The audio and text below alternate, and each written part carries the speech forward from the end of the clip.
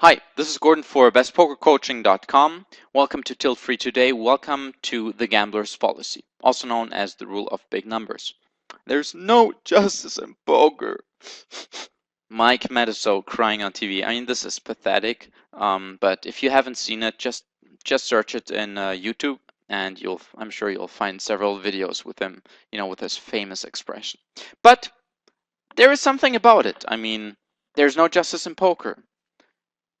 Do you expect there to be justice in poker? Do you not? It has to do a lot with, the gambler's fallacy, and we'll explore soon why. By the way, if you already know what this video is about, I mean, some of the videos here, if you come from a very mathematical background, of course you will understand them and know already what's going on. Please watch it anyways, because what I always say is you need to know how your opponent thinks as well. And I have many students who are very, very rational, and they say, I already know. So I'm like, no, you don't, because you may understand what's wrong about it, but you don't understand how other people think, okay? So I'll go more into this, but here, let's go into the video. You will learn why you need to know about the gambler's fallacy. You already started. That's one of the reasons why you need to know it. Learn about your opponents. What the common misconceptions are. I'll go into detail. What's the problem with the gambler's fallacy? What do people get wrong? How does it go wrong? Yada yada. How to psychologically get over it. So why gambler's fallacy? It's famous for a reason, okay? It's famous because, a lot of people fall for it, so to speak. And if a lot of people fall for it, you should know about it. Even experienced professionals get it wrong. So you might think you understand everything about it, but there's a good chance if you watch this video that you find a few things where like, whoa, that's completely new to me, or like, yeah, that's exactly me. Like, I do it the same way. I also get it wrong. And even if you don't fall for it, it is important to understand how other players think. One of the most important things I already told you about some of my students, and they have a big trouble playing against, amateurs and fish, because they cannot think like the other player. They can only think very smart, like, they stuff like, well, but he should know that my perceived range here is only a set. How could he call here? I bluff. I only bluff 5% of time because it's the perfect balance, blah blah blah. Well, you're very smart. That's cool, but it doesn't help you if your opponent doesn't give a damn about, higher level poker thinking. It's only important if your opponent is also a higher level poker thinking player. So otherwise it doesn't apply. So learn how your opponent thinks. By the way, as a short note, go and play live games. If you think live players are just stupid, like I used to do, you're partly right. I mean, I admit the quality of live play is very low, but there are other factors. Um, you can learn so much about poker, and especially if you play live, you learn so much about how to play against fish. Like, there's no better training, because you see all those weird plays, and then you just have to do nothing but listen to their home game strategies, listen to what they hear some random TV reporters say on TV, like how they should raise for information and do all that stuff. Listen to them, okay? Listen to what they say. I mean, you don't need to know anything, and you know exactly how they play. You know how they think, and then online, once you see them at Showdown with a weird hand, and you recreate the action, you see like, that's like Joey in the live game, Because guess what? The online amateurs, they also have their so-called strategy somewhere. Um, we often, call it clicking buttons, but I mean, even they think something when they play, okay? They have some sort of system or strategy. And, maybe they got it out of their latest $20 book, How to Crush High Stakes Poker, only $20, right? Like, that would exist, but I mean, stuff like that, or Secrets of the Poker Pros. I don't know what, all that crap. Um, but you got to understand how they think, okay? So be aware of it, okay? Play live. Learn, okay? My little advice here. And by the way, once you do that, it will help you a lot with your tilt as well, because if you understand what your opponent does, you don't have expectations on him doing something different. I mean, if you expect them to do something weird and stupid, then you don't have to tilt if they call down your bluff that you think was so genius. Okay. Anyways, so far so good. So what does Gambler's Fallacy look like? Well, Gambler's Fallacy basically is pretending that random chance has a brain and remembers. The famous example is, with black and red. Let's say there's a coin flip, like roulette. Let's pretend it were a coin flip. You can either choose black or red, and let's say you put your money 10 times on red, and you lost every single time. Then the 11th time, there are two people, two parties, both are wrong. The one party says, well, you should put your money again on red because you've lost 11 times. We know that in the long run it's going to even out. So that's why you should stick on red, because it will even out, so you'll win all your money back. Other people say, well, you go on black because look, we already clearly see here's a streak of 11 times red. So since you have like a losing streak with red, you should definitely put your money on black because black's going to continue to win, or is more likely to win because it's on a streak. As you know, both parties are wrong. The chances are exactly 50%. The roulette table, unless it's rigged, has no brain. So does the poker site, hopefully, have no brain either. They don't care if you lost the last hands or not. Nobody cares, okay? It's the same chance, it's the same game over, like nothing happened before. But most people don't accept that, okay? So it's important. Your opponents don't think that way. And even if they say that they don't think that way, deep down, many poker players still feel like that they should win, okay? How could you see that? Because you see them tilt if they lose a 5th coin flip in a row. And why do they tilt? It's because they have an expectation. They have the expectation to win a coin flip. While in reality, they shouldn't. I mean, I'm not that rational either. I still have expectations, but I know that I'm not supposed to win or that I'm not supposed to lose. Nothing is supposed to be. I'm just supposed to put in my money good, and the rest is not up to me, okay? So again, random chance has a brain. It doesn't have a brain, and so because it's random, okay, it does not remember. And next point, Mike Matusow is right. There is no justice in poker. There just isn't. Only because you lose 10 coin flips, you will still only have a 50% chance to win the next one. Thinking anything else will make you very, very likely to tilt. So don't do it. Even if you don't fall for it, again, it's important to understand how other players think. I guarantee you 90% of the poker players think that way, okay? The top professionals, of course, think differently, but even among frequent amateur or let's say semi-professionals, this thinking is very, very common. And you would think maybe that, oh, everybody knows about Gambler's Fallacy. Everybody knows about probabilities. Couldn't be further from the truth. As you perhaps know, I did major in math, and one of my, best things was really understanding probabilities. And back then, I mean, it's a long time ago, but back then I thought like, yeah, everybody has to understand it. It's so logical, right? What you see all over the world is that people do not understand probabilities if they are counterintuitive. And there are a lot of things that are counterintuitive. For example, one of the famous things is like, you're in a group of 20 or 30 people. How likely is it that two people have birthday on the same date, right? And you can do this experiment and people's like, wow, really? We got birthday on the same date? Wow, how sick is that?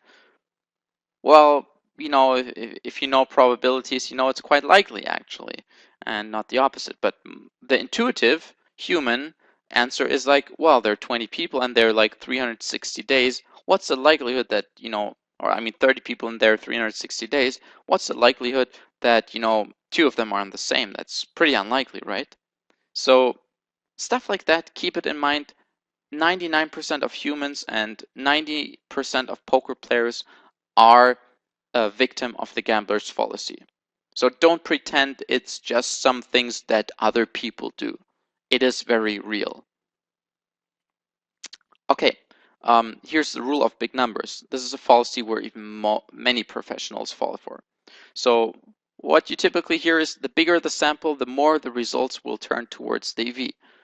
That means if you do 100 flips, you should probably win and lose 50 exactly, okay? So maybe with 100 flips, people think like, oh, maybe I win, 45 and lose 55. But if we do 1,000, then I'm gonna be pretty close to 500. Here's the problem, and it's very important. Here, by the way, you expect it to be 500 times heads, 500 times tails. In the future, I will use top and bottom, but the correct expression in English is heads and tails. Anyways, very important warning. This is to be understood relatively, not absolutely. That means if you're down on the first 100 coin flips, it's not that you're going to be more even after 1,000 coin flips. Actually, it can very well happen that you're down way, way more after 1,000 coin flips than you are down after 100 coin flips. Okay, let me demonstrate this a little bit. Okay, let's keep it again. I like to keep things really, really simple because it's about understanding the thought process. It's not about, getting, the number 100% right. Anyways, let's say we have 100 flips, okay?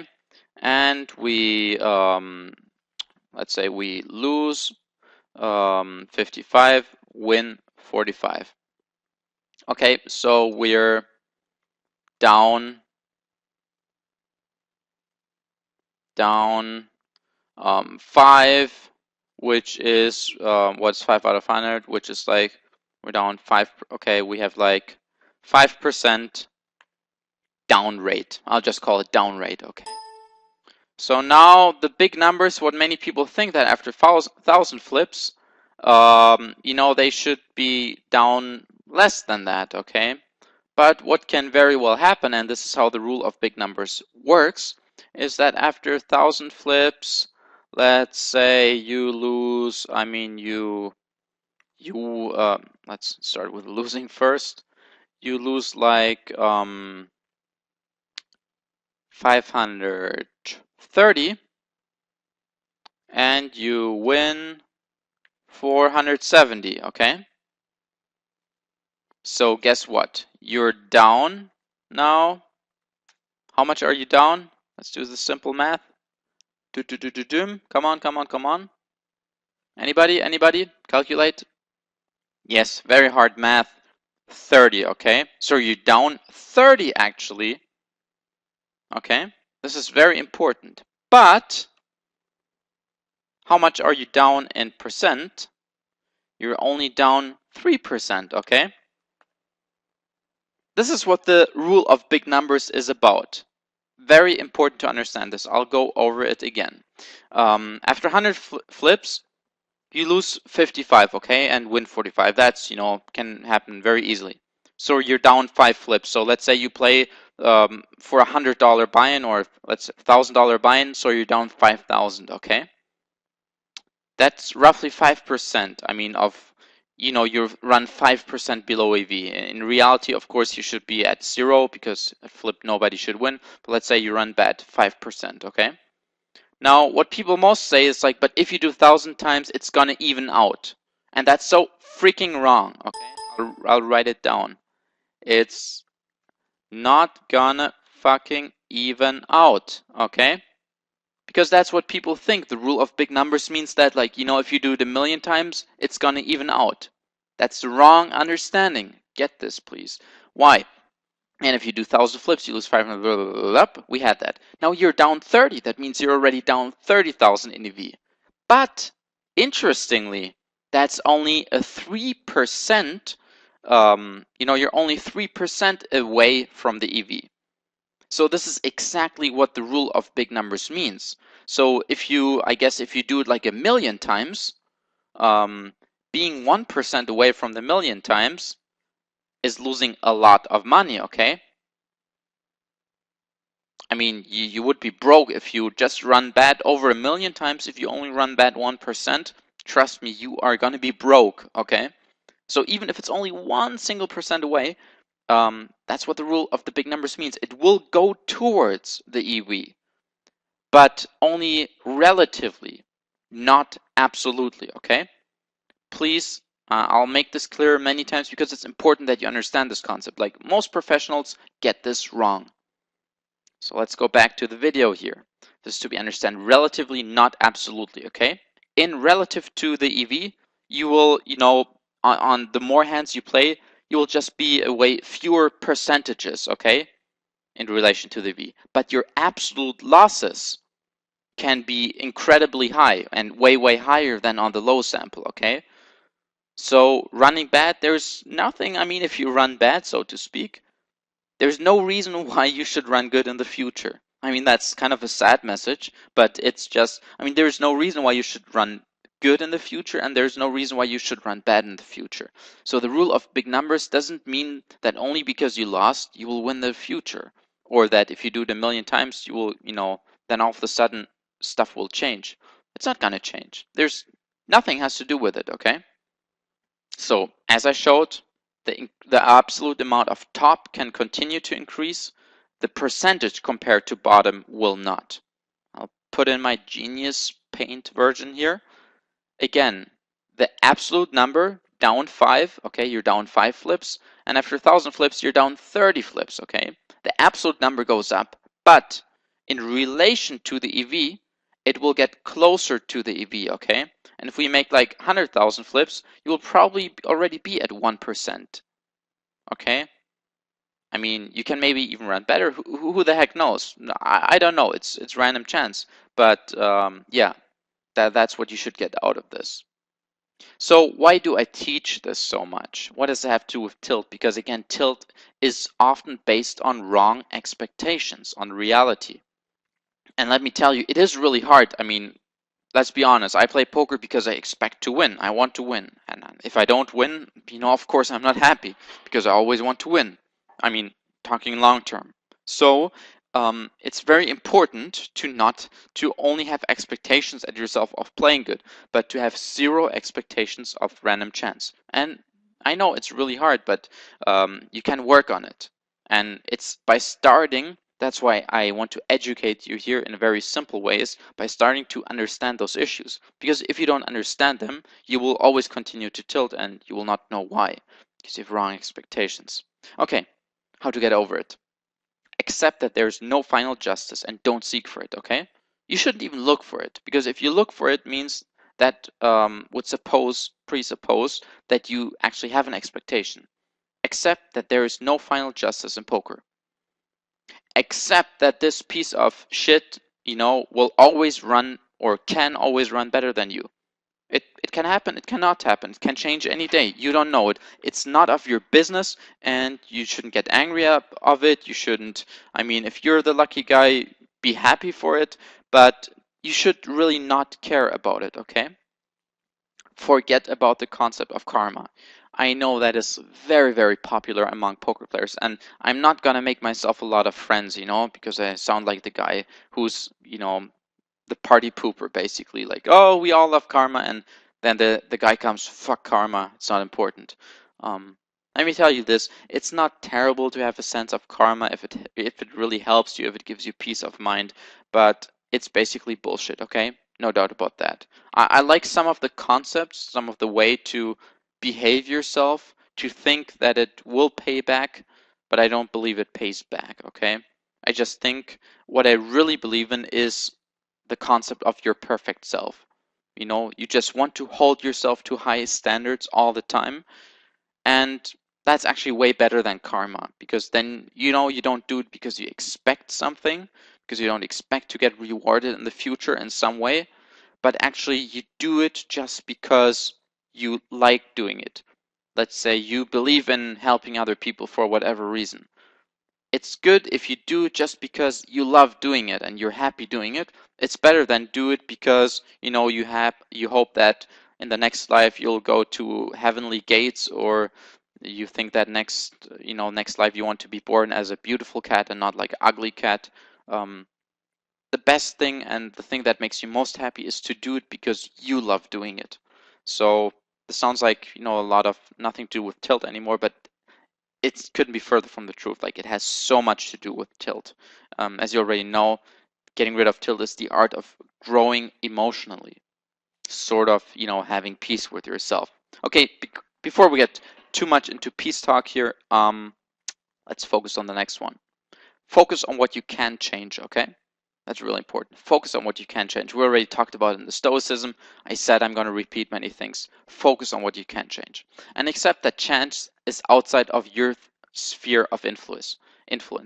Whether, it's whether you flip 100 times, 1 time, or 1,000 times, it's important to understand the concept, but understand that there's really nothing you can do about it, and so don't worry about it. Like, actually, you would be better off not knowing anything about chance and variance.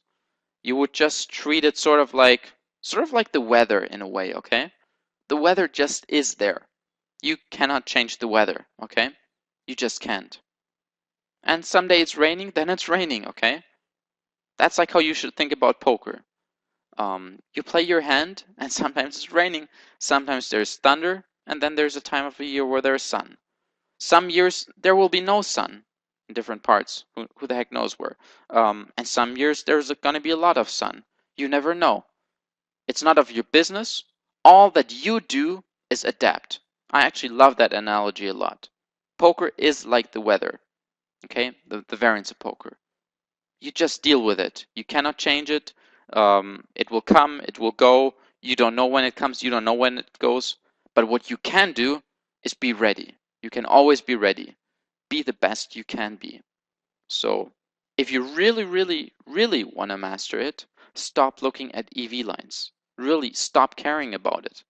Like, I stop caring if I run good or run bad. I don't care, because it has nothing to do with who I am. It has nothing to do with how good I play poker.